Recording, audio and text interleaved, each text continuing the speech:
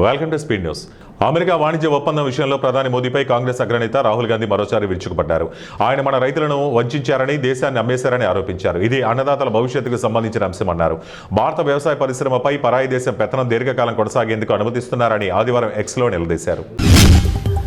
అంతర్జాతీయంగా ఎన్ని ఒడిదుడుకులు ఉన్నా స్థిరమైన వృద్ధితో భారత్ నేడు ప్రపంచానికి గొప్ప ఆర్థిక వృద్ధిగా మారిందని ప్రధాని మోదీ అన్నారు. భారతదేశాలతో స్వేచ్ఛ వాణిజ్య ఒప్పంద చర్చల్లో బలమైన స్థానంలో ఉండి బేరసారాలు నిర్వహించగలుగుతోందని తెలిపారు. ఏపీఏ ప్రభుత్వం వాణిజ్య ఒప్పందాల విషయంలో ఆత్మవిశ్వాసంతో బేరమాడే స్థితిలో లేకపోవడంతో ఒప్పందాలు కుదరలేదని విమర్శించారు. లోక్సభ స్పీకర్ ఓం బిర్లాపై ప్రతిపక్షాలు ప్రతిపాదించిన అవిశ్వాస తీర్మానంపై మలి విడత బడ్జెట్ సమావేశాలు ప్రారంభమయ్యాయి. మార్చి 9న చర్చ జరగనుందని పార్లమెంటరీ వ్యవహారాల మంత్రి కిరణ్ రిజిజు వెల్లడించారు. అదే రోజు సభలో ఓటింగ్ కూడా జరుగుతుందన్నారు. ఆదివారం ఆయన అరుణాచల్ ప్రదేశ్లోని తవాంగ్లో ఓ వార్తా సంస్థతో మాట్లాడారు. రెండో విడత సమావేశాలు మొదలయ్యే తొలి రోజునే అవిశ్వాస తీర్మానంపై చర్చ చేపట్టాలనేది సభ నిబంధనగా రిజిజు పేర్కొన్నారు.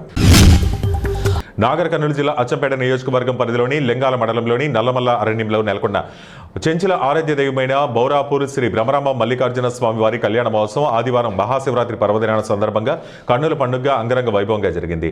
ఎమ్మెల్యే దంపతులు పెండ్లి కొడుకు తరపున చెంచు పెద్దలు పాల్గొని ఎదురుగోళ్లు నిర్వహించారు. కడప జిల్లా పోరుమావిల మండలం సిద్ధవరం పంచాయతీలోని శివాలయాన్ని మాజీ ప్రభుత్వ సలహాదారు పోతిరెడ్డి నాగార్జున రెడ్డి వారి శ్రీమతి సురేఖ స్వామివారిని దర్శించుకుని శివపార్వతుల కళ్యాణోత్సవంలో పాల్గొన్నారు. ఈ సందర్భంగా నాగార్జున రెడ్డి మాట్లాడుతూ పూర్వకాలంలో సిద్ధులు తపస్సు చేసిన పవిత్ర పుణ్యక్షేత్రమని, ఇక్కడ మునులు శివలింగాన్ని ప్రతిష్ఠించారని, అలాగే ఈ కొండపైన కోనేరును ఏర్పాటు చేయడం జరిగిందన్నారు. నల్లమలలో రోడ్డు ప్రమాదం చోటు చేసుకుంది. కారు బైకు ఢీకొన్నాయి. ఇద్దరికి తీవ్ర గాయాలయ్యాయి. నాగర్ కర్నూలు జిల్లా అమరాబాద్ మండలం నల్లమల అడవిలో శ్రీశైలం హైదరాబాద్ ప్రధాన రహదారిపై ఆక్టోపస్ సమీపంలో కారు బైక్ ఢీకొన్నాయి. బైక్ పై ఉన్న వ్యక్తి మృతి చెందాడు. కారులో ఇద్దరికి గాయాలయ్యాయి. నంద్యాల నుండి హైదరాబాద్కు వెళ్తున్న ఎంపీ శబరిరెడ్డి సహాయంతో గాయపడ్డ వారి మృతదేహాన్ని అచ్చంపేట ప్రభుత్వ ఆసుపత్రికి తరలించారు. జయశంకర్ భూపాలపల్లి జిల్లా కాటారం మండలంలోని పోతుల్వాయి గ్రామంలోని శ్రీ సాంబశివ దేవాలయంలో దేవాలయ ప్రధాన అర్చకులు లోకేష్ సురేష్ శర్మ మరియు రామడుగు రఘున్న శర్మ ఆధ్వర్యంలో వేద పండితులు మంత్రోచ్చరణల మధ్య మేళతాళాలతో ఘనంగా శివపార్వతుల కళ్యాణం నిర్వహించారు. ఈ కార్యక్రమంలో గ్రామ పెద్దలు, పిల్లలు మరియు ప్రజలు పాల్గొన్నారు.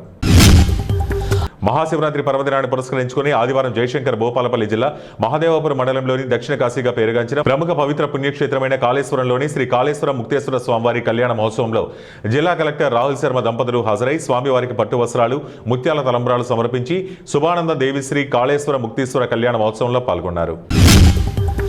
కర్ణాటకలో జరిగిన రోడ్డు ప్రమాదంలో కౌతాల మండలంలోని మాంటకుంట గ్రామానికి చెందిన ఒక రైతు మృతి చెందగా మరో ఇద్దరు రైతులు తీవ్రంగా గాయపడిన సంఘటన ఆదివారం చోటు చేసుకుంది. వివరాలు ఇలా ఉన్నాయి. ఈ ఏడాది అధిక వర్షాలు, పంటలు దెబ్బతిని దిగుబడి బాగా తగ్గింది. మిరప పంట సాగు చేసుకుని 6 రైతులు పంటను విక్రయించడానికి కర్ణాటకలోని బేడికి బొలేరో వాహనంలో మార్కెట్ బయలుదేరారు. చిత్రదుర్గ పట్టణం వద్ద బొలేరో వాహనం టైర్ పగిలిపోవడంతో ఈ ప్రమాదం జరిగి బోల్తా పడింది. శ్రీ బ్రహ్మరామ మల్లికార్జున స్వామి దేవాలయంలో మహాశివరాత్రి పర్వదినాన్ని పురస్కరించుకుని శ్రీ మల్లికార్జున స్వామివారికి ఆలయ విమాన గోపురంపై పాగాలంకరణ ఘనంగా నిర్వహించారు. లింగోద్భవ సమయానికి మహాన్యాసపూర్వక రుద్రాభిషేకం వైభవంగా జరిగింది. చీరాల వాస్తవ్యులు పృథ్వీ వెంకటేశ్వర్ల సంతతి పృథ్వీ సుబ్బారావు భక్తి శ్రద్ధలతో 365 రోజుల పాటు ప్రతిరోజు ఒక మూర చొప్పున నేతనేసి సిద్ధం చేసిన పాగాను స్వామివారికి సమర్పించారు. ఆదివారం రాత్రి 12 గంటలకు స్వామి అమ్మవార్ల కళ్యాణోత్సవం వైభవంగా జరిగింది. కర్నూలు పండుగ జరగనున్న ఈ కళ్యాణోత్సవంలో స్వామివారు పట్టు వస్త్రాన్ని ధరించి తలపై ఒకవైపు గంగమ్మను, మరొక వైపు నెలవంకను, మెడలో ఆభరణాలు, నుదుట విభూతి రేఖలను, పట్టు వస్త్రాలు ధరించి పెళ్లి కుమారుడిగా ముస్తాబు చేశారు. కాగా అమ్మవారు కూడా పసుపు వస్త్రాలు ధరించి నుదుట కళ్యాణ తిలకాన్ని, బుగ్గన చుక్కను, సర్వాభరణాలను ధరించి పెళ్లి కుమార్తె అయ్యి స్వామికి సరిజోడిగా అనిపించారు. కర్ణాటక రాష్ట్రం విజయనగర జిల్లా హంపిలో చిరుతపులి సంచారంతో పర్యాటకులు భయాందోళనకు గురయ్యారు. జనసాంద్రత ఎక్కువగా ఉన్న ప్రాంతంలో చిరుతపులి కనిపించింది. చారిత్రక హంపిలోని జనతా ప్లాట్ ప్రాంతంలో చిరుతపులి కనిపించింది. శ్రీ విరూపాక్ష ఆలయం సమీపంలో దూరంగా చిరుతపులి కనిపించింది. కర్నూలు జిల్లా పత్తికొండ నియోజకవర్గంలో పలు ప్రాంతాలలో శివరాత్రి పర్వదినం సందర్భంగా శివక్షేత్రాలు ఆధ్యాత్మిక కాంతులతో దేవాలయాలు శోభిల్లాయి. శివాలయాలకు వేలాది మంది భక్తులు భక్తి శ్రద్ధలతో పూజల్లో పాల్గొన్నారు. పత్తికొండ మహాశివక్షేత్రం చుట్టుముట్టు ఉన్న శివక్షేత్రాలన్నీ అర్ధరాత్రి అయినా భక్తులు శివాలయానికి పూలమాలతో, నైవేద్యాలతో దేవాలయాలకు పూజలకు చేరుకుంటున్నారు. ఎన్టీఆర్ జిల్లా తిరువూరు నియోజకవర్గం విస్సన్నపేట మండలం రామానగర్కు చెందిన రిటైర్డ్ మేజర్ సుప్రీం గారు మాట్లాడుతూ బాల్యం నుండి దేశానికి సేవ చేయాలన్న ఆలోచనతో ఎన్సీసీలో చేరి ఎంతో మంది విద్యార్థులకు ఎన్సీసీలో శిక్షణ ఇచ్చినట్టు తెలిపారు. చాలా మంది స్టూడెంట్స్ దేశంలో డాక్టర్లుగా, కలెక్టర్గా ఉద్యోగాలు నిర్వహిస్తున్నారు. తాను చేసిన సేవలకు మలేషియా దేశంలో జరిగిన ఇంటర్నేషనల్ కాన్ఫరెన్స్కు ఆహ్వానించారన్నారు. రంగారెడ్డి జిల్లా కల్వకుర్తి నియోజకవర్గంలోని అమనగల్ మున్సిపాలిటీ 15 వార్డులకు జరిగిన ఎన్నికల్లో గెలిచిన అభ్యర్థుల ప్రమాణ స్వీకారానికి నిబంధనల ప్రకారం అన్ని ఏర్పాట్లు చేసినట్లు కమిషనర్ శంకర్ తెలిపారు.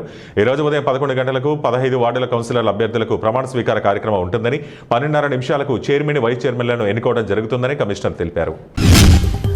మహాశివరాత్రి సందర్భంగా న్యూ పటేల్ నగర్ ఉమా రామలింగేశ్వర స్వామి దేవాలయంలో అమర్పేట డివిజన్ అధ్యక్షుడు సిద్ధార్థ ముదిరాజ్ ఆధ్వర్యంలో ప్రత్యేక పూజలు నిర్వహించి భక్తులకు పండ్లు ప్రసాదాలు పంపిణీ చేశారు.